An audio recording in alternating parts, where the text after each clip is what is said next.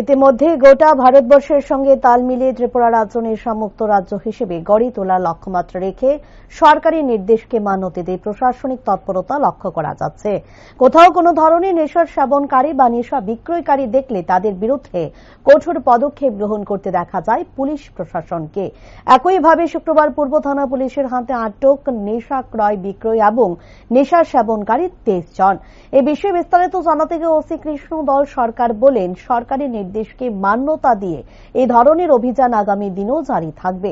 তাছাড়া যারা পুলিশের হেফাজতে আটক রয়েছে তাদের প্রত্যেকের বিরুদ্ধে আইনত পদক্ষেপ গ্রহণ করা হবে এবং কোনোভাবেই কাউকে ছাড় দেওয়া হবে না বলে জানান তিনি।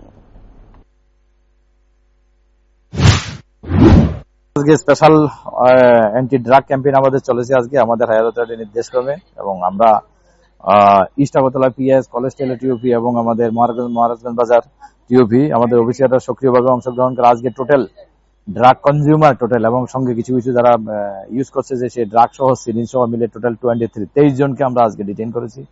আমরা অ্যান্টি ড্রাগ ক্যাম্পেইন আমরা আরো জোরদার গতিতে চালাবো, যাতে কোনো অবস্থাতে কোনো ড্রাগ পেডলার বা ড্রাগ কনজিউমার যেখানে থাকে ওদের বিরুদ্ধে অ্যাকশন নেবো।